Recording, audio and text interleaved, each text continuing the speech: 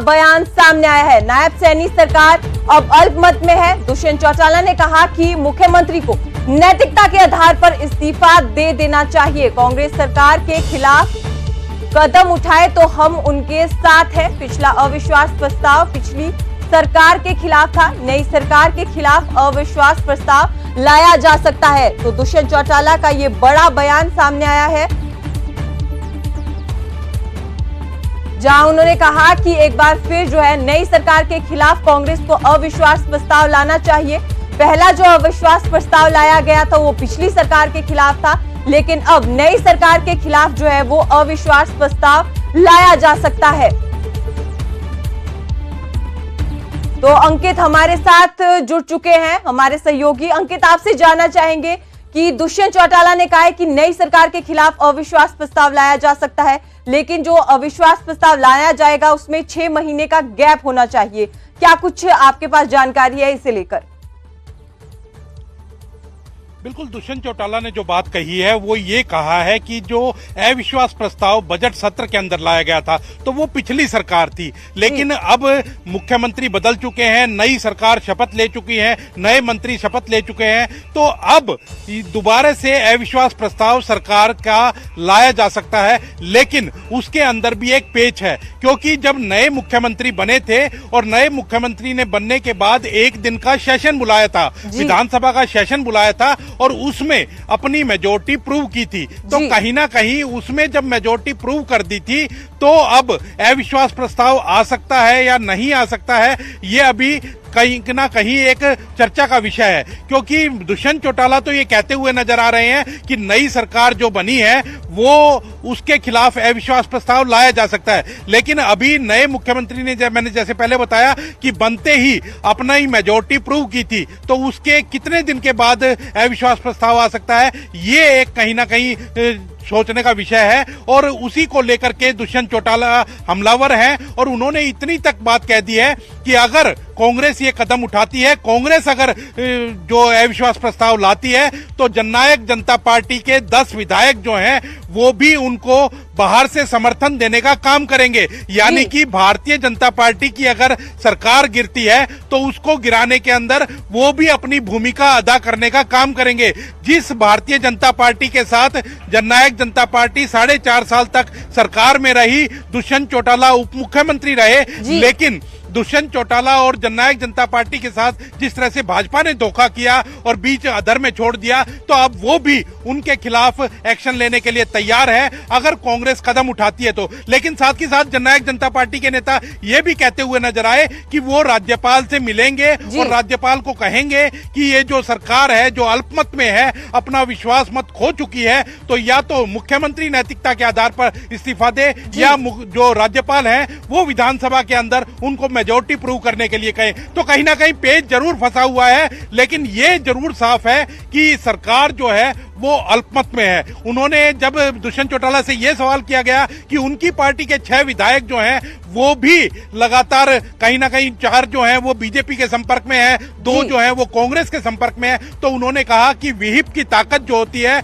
वो आप पिछले सेशन के अंदर देख चुके हैं कि जब विहिप आया था तो जननायक जनता पार्टी के जो 5 विधायक बीजेपी के साथ थे, लेकिन वो सदन छोड़ करके बाहर चले गए थे। तो वही अगर अब भी अगर विहिप हम जारी करेंगे और वो सदन सरकार के खिलाफ जारी करेंगे तो भी कोई भी विधायक बीजेपी के पक्ष में वोट नहीं कर पाएगा, और अगर वोट करेगा तो उसकी सदस्यता चली जाएगी और उसका वोट नहीं माना जाएगा। तो कहीं ना कहीं पूरी तरह से कॉन्फिडेंट नजर आ रहे हैं दुष्यंत चौटाला, और उन्होंने साफ मतलब जो तेवर हैं वो भाजपा सरकार के खिलाफ अख्तियार कर रखे हैं। और उन्होंने इतनी बड़ी बात भी कह दी है, जो वो लगातार ये बात कहते हुए नजर आते थे कि हम कभी भी कांग्रेस के साथ नहीं जा सकते। आज जो सिनेरियो बना है, आज जो परिस्थिति बनी है, उसके अंदर ये वो कहने से भी नहीं चुके कि अगर ये सरकार घेरने के लिए कांग्रेस के साथ भी जाना पड़े तो उसके लिए भी जननायक जनता पार्टी पूरी तरह से तैयार है। जी अंकित, आप हमारे साथ बने रहिए। हम एक बार सुनाना चाहेंगे कि दुष्यंत चौटाला ने आखिर कहा क्या है। हरियाणा प्रदेश की सरकार जो मेजॉरिटी लेकर 2 महीने पहले आई थी उससे कम हुई। नैतिकता के आधार पर मुख्यमंत्री को या तो अपना बहुमत पेश करना चाहिए या इस्तीफा देना चाहिए। और वहीं दूसरी ओर पर हम आग्रह भी करेंगे और लिखित में भी महामहिम से आग्रह करेंगे कि इस गवर्नमेंट को दोबारा, क्योंकि 3 विधायकों ने लिखित तौर पर अपना इस्तीफा राज्यपाल को भेजा है, राज्यपाल भी सरकार को मेजॉरिटी प्रूव करने की डायरेक्शन दे, क्योंकि आज 2 विधायकों ने विधानसभा की मेंबरशिप से इस्तीफा दिया। 88 एमएलएस आज हरियाणा विधानसभा के 3 गवर्नमेंट से समर्थन वापस कर चुके, 2 वो विधायक थे जो उस समय गवर्नमेंट के पास उनके समर्थन में थे। 5 विधायकों का कम होना सरकार के समर्थन से ये प्रूव कर देता है कि आज सिंपल मेजॉरिटी के आंकड़े से सरकार बाहर है। हरियाणा प्रदेश की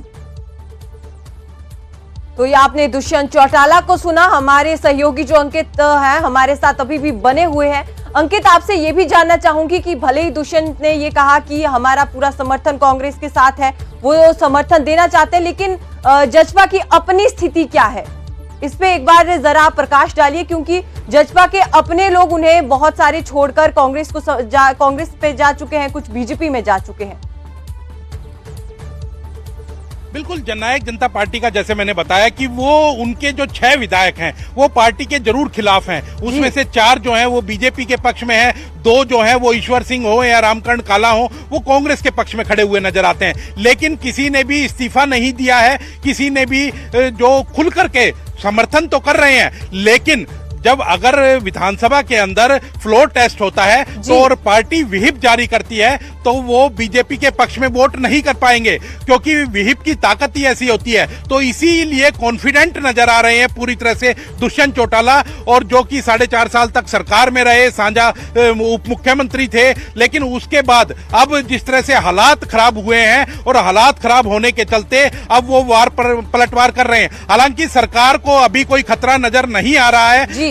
ये राज्यपाल के ऊपर है कि राज्यपाल अब अविश्वास प्रस्ताव लाती है क्या, पहले कांग्रेस के ऊपर है कि क्या वो नो कॉन्फिडेंस मोशन लाते हैं क्या, और क्या गवर्नर जो है वो सरकार को मेजॉरिटी प्रूव करने के लिए कहते हैं। तो ये सारी चीजें गर्भ में है और सरकार का भी चंद ही समय बचा है, 6 महीने का समय लगभग पूरा बचा है सरकार का। तो अब नजर नहीं आता कि सरकार के ऊपर कोई खतरा है, लेकिन नैतिकता की दुहाई राजनीतिक पार्टियों की तरफ से दी जा रही है। कल भूपेंद्र सिंह हुड्डा भी नैतिकता की दुहाई दे रहे थे, वहीं जननायक जनता पार्टी भी नैतिकता की दुहाई दे रहे थे। जो सभी पार्टियां हैं वो दूसरे को नैतिकता की दुहाई देते हुए नजर आते हैं, लेकिन जब खुद पर लागू करने की बात आती है तब वो पीछे हट जाते हैं। तो नैतिकता की दुहाई दे करके और नैतिकता के आधार पर मुख्यमंत्री को इस्तीफा देने के लिए जरूर कह रहे हैं, लेकिन नैतिकता राजनीति के अंदर हम देखते हैं कि कहीं बची नहीं है और सब सत्ता को रखने के लिए जो भी हथकंडे अपनाने होते हैं वो अपनाए जाते हैं। अंकित, मैं आपसे ये भी जानना चाहूंगी कि जेजेपी भले ही समर्थन देने की बात कर रही है, लेकिन ये भी कह रही है कि जो भूपेंद्र सिंह हुड्डा है वो बीजेपी के साथ मिले हुए हैं। आरोप भी यहाँ पर जरूर जो है वो जेजेपी कांग्रेस पे लगा रही है।